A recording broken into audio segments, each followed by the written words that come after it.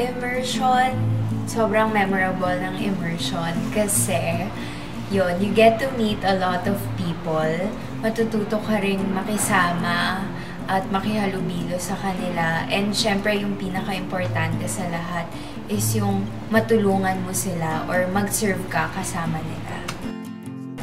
Yes, super memorable ang immersion kasi ang dami namin natutunan, ang dami namin nagawa.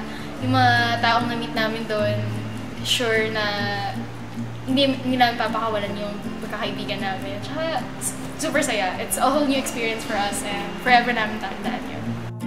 Marami akong nakilalang mga friends. Tapos may isang time, ng mga youth sessions, kasi nagsishare lang kami tungkol sa buhay namin. Ayun, masaya. Pinaka-naaalala ko sa immersion is yung feeding program.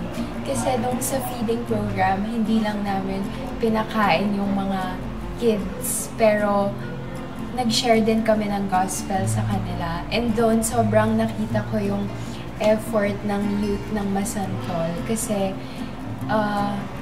yung mga bata, karamihan sa kanila hindi nakakaintindi ng Tagalog, Kapampangan lang.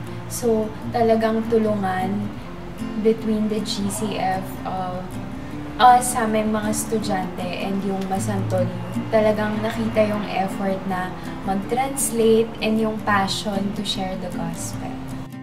Yung pinaka-naalala kong time is yung nag-feeding program kami. Tapos, nag-share kami dun sa mga bata.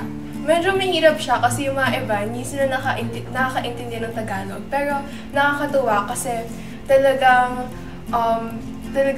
in-accept talaga nila si Jesus. Ayun. Memorable experience nung tinapon si Ate Rachel sa pool.